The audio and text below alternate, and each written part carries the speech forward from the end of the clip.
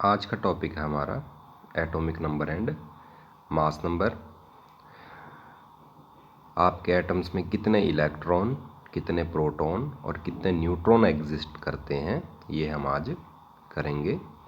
इससे पहले हम डिस्कवरी ऑफ इलेक्ट्रॉन, प्रोटॉन और न्यूट्रॉन कर चुके हैं। सबसे पहले आता है आपका मास नंबर, मतलब एटम में कितना मास प्रेजेंट है। देखिए, एटम में 3 सब एटॉमिक पार्टिकल्स प्रेजेंट होते हैं, न्यूट्रॉन, प्रोटॉन और इलेक्ट्रॉन। इलेक्ट्रॉन का जो मास है वो बहुत कम है, very less, as compare to अगर हम तुलना करें न्यूट्रॉन और प्रोटॉन से। तो मास को कैलकुलेट करते हुए, मास नंबर को कैलकुलेट करते हुए हम इलेक्ट्रॉन के मास को कंसीडर नहीं करते, इसको हम नेग्लेक्ट कर देते हैं। तो अब बचते हैं आपके न्यूट्रॉन और प्रोटॉन। इन दोनों को हम ऐड कर देते हैं और ये क्या बताएगा आपको, मास नंबर। तो mass number of an element, it is sum of, किसका सम है, किसका जोड़ है, number of protons and number of neutrons present in the nucleus. These subatomic particles, neutron and proton, they are also called nucleons. Nucleons भी कहा जाता है क्योंकि ये एग्जिस्ट करते हैं न्यूक्लियस में। न्यूक्लियॉन्स का मतलब होता है न्यूक्लियस में रहने वाले। तो एटम के न्यूक्लियस में क्या रहता है आपका, न्यूट्रॉन और प्रोटॉन, तो इसीलिए इनको क्या कहा जाता है, न्यूक्लियॉन्स। यहाँ पर देखिए एक जनरल एग्जांपल दिया हुआ है। एक्स आपका एलिमेंट है कोई भी, नीचे जेड लिखा हुआ है, ऊपर लिखा हुआ है ए। तो इस तरह से 2 नंबर लिखे होंगे आपके किसी भी एलिमेंट के सिंबल के साथ में।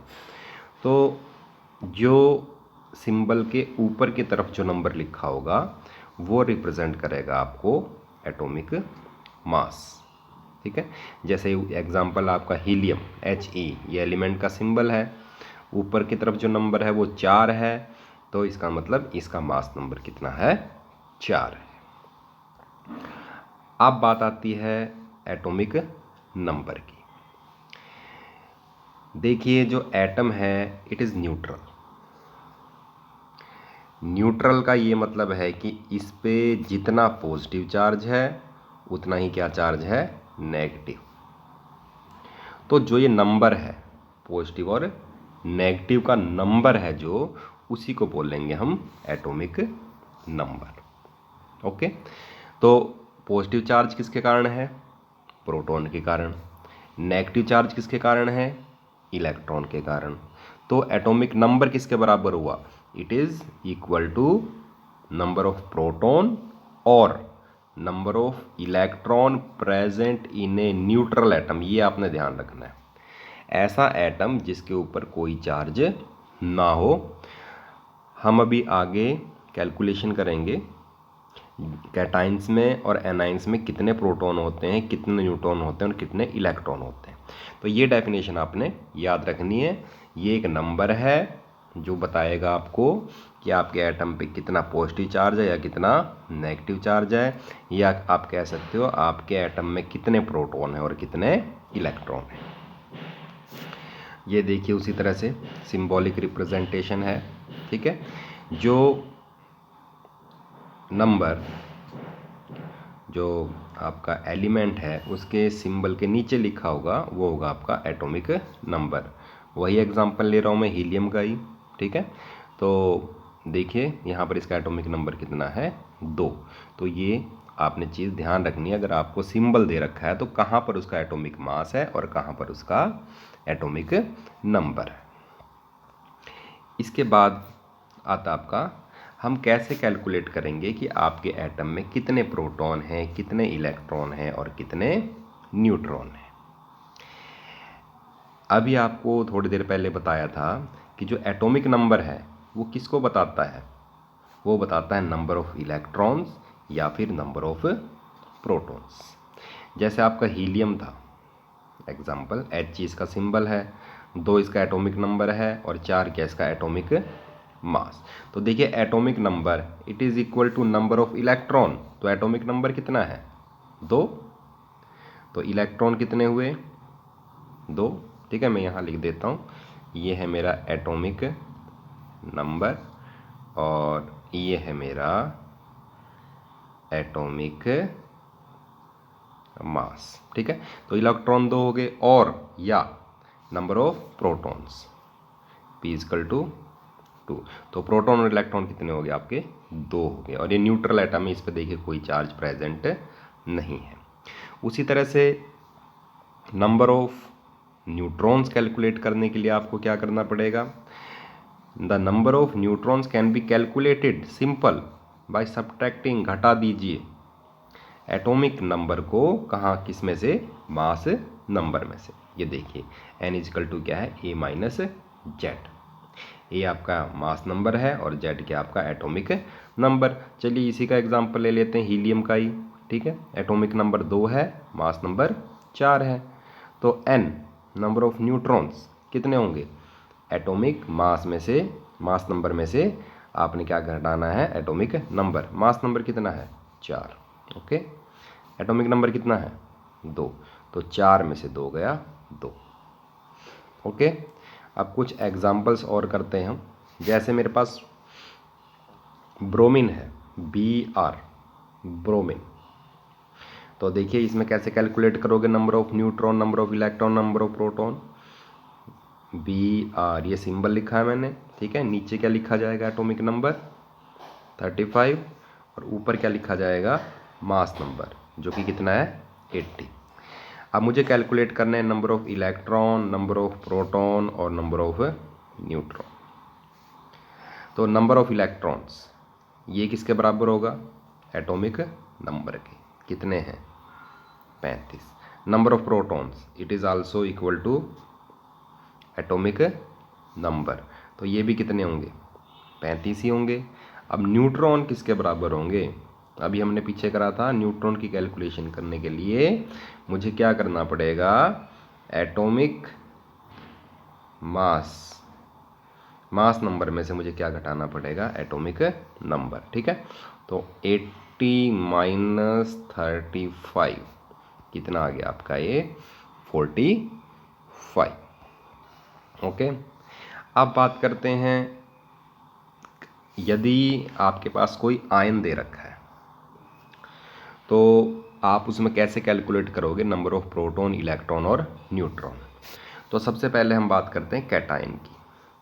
कैटायन कब बनता है, जब आपका कोई एटम इलेक्ट्रॉन लूज करता है, लूज का मतलब इलेक्ट्रॉन देता है। ठीक है, जैसे मान लीजिए मेरे पास है आपका सोडियम, Na सिंबल, ये पता होना चाहिए आपको। ठीक है, अगर ये एक इलेक्ट्रॉन दे देता है तो ये कन्वर्ट होता है Na पॉजिटिव में, इसको बोलेंगे हम कैटायन, सोडियम कैटायन है ये। ठीक है, ये न्यूट्रल था, न्यूट्रल का मतलब इसमें 11 प्रोटॉन थे और 11 ही इलेक्ट्रॉन थे, क्योंकि इसका एटॉमिक नंबर कितना था 11।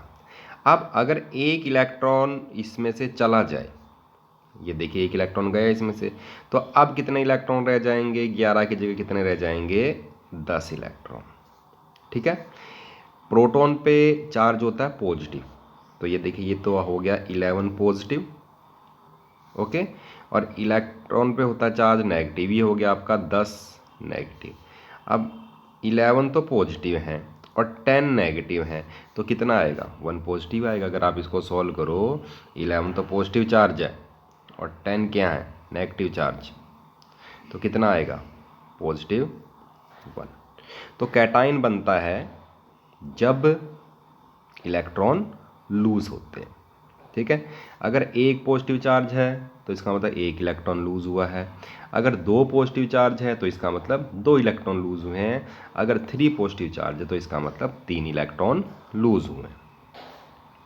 तो आपकी जो एटम है उसमें एग्जिस्ट करते हैं न्यूट्रॉन, प्रोटॉन और इलेक्ट्रॉन, न्यूट्रॉन, प्रोटॉन और इलेक्ट्रॉन। तो न्यूट्रॉन और प्रोटॉन की संख्या वही रहेगी, इसमें कोई भी चेंज नहीं आएगा, चाहे वो कैटायन हो चाहे वो एनायन हो, नो चेंज। नो चेंज का मतलब कोई चेंज नहीं आएगा। और इलेक्ट्रॉन की संख्या में क्या आएगा, चेंज आएगा। ओके, अब मान लीजिए जैसे मेरे पास Al3 पॉजिटिव, एक एग्जांपल है एल्यूमिनियम 3 पॉजिटिव, मुझे कैलकुलेट करना है इसमें प्रोटॉन, इलेक्ट्रॉन और न्यूट्रॉन। ठीक है, एटॉमिक नंबर इसमें 13 है और जो इसका मास नंबर है वो है 27। तो नंबर ऑफ न्यूट्रॉन तो कैसे कैलकुलेट करोगे आप, मास में से, मास नंबर में से क्या घटाओगे, एटॉमिक नंबर। तो ये तो सिंपल ही है, 27 माइनस 13 कितना आ गया, 14। अब बात आती है प्रोटॉन की। जब भी कैटायन और एनायन बनता है, भी मैंने आपको बताया था, नंबर ऑफ प्रोटॉन्स पे भी कोई फर्क नहीं पड़ेगा। तो प्रोटॉन्स की संख्या किसके बराबर होती है, एटॉमिक नंबर के बराबर। तो ये भी कितना आएगा, 13। अब बात आती है इलेक्ट्रॉन्स की, इनकी संख्या पे फर्क पड़ेगा। ठीक है, तो देखिए 3 पॉजिटिव है, 3 पॉजिटिव का ये मतलब हुआ इसने 3 इलेक्ट्रॉन क्या किए हैं, लूज किए हैं। ठीक है, अगर इलेक्ट्रॉन लूज नहीं करता तब तो कितने होने थे, 13 ही होने थे, क्योंकि नंबर ऑफ इलेक्ट्रॉन किसके बराबर होते हैं, एटॉमिक नंबर के बराबर। लेकिन आप 3 इलेक्ट्रॉन लूज कर दिए तो ये कितने आ गए आपके, 10। ओके, तो सिंपल हम एक फॉर्मूला लिख सकते हैं इसमें कि यदि आपके पास कैटायन है, ठीक है, तो कैटायन में जो नंबर ऑफ इलेक्ट्रॉन्स होंगे वो किसके बराबर होंगे, जो उसका एटॉमिक नंबर है, एटॉमिक नंबर माइनस, सीधा घटा दो, क्या घटा दो, उसके ऊपर कितना चार्ज है, CHARGE, चार्ज। ओके, इसके बाद आता है आपका calculation of number of electrons, protons and neutrons in anion. Anion बनेगा by gain of electron, electron ले लिए जाएंगे। ठीक है, उसी तरह से जितने भी इलेक्ट्रॉन वो लेता है उस पर उतना ही नेगेटिव चार्ज आ जाएगा। मान लीजिए जैसे मेरे पास क्लोरीन है Cl, ठीक है, ये इलेक्ट्रॉन इसने गेन कर लिया तो ये आ जाएगा Cl नेगेटिव, तो ये बन गया आपका एनायन। देखिए 17 था इसका एटॉमिक नंबर, 17 एटॉमिक नंबर का मतलब 17 इस पे प्रोटॉन थे और 17 ही क्या थे, इस पे इलेक्ट्रॉन थे। ओके, तो 17 पॉजिटिव प्रोटॉन के कारण और 17 नेगेटिव इलेक्ट्रॉन के कारण। ठीक है, पॉजिटिव नेगेटिव कैंसिल हो गए, 0 आ गया, तो इसका मतलब Cl पे कोई चार्ज नहीं है। लेकिन जब इसने एक इलेक्ट्रॉन गेन करा, अब इसके पास 17 इलेक्ट्रॉन नहीं हैं, अब इसके पास कितने इलेक्ट्रॉन हो जाएंगे, 18।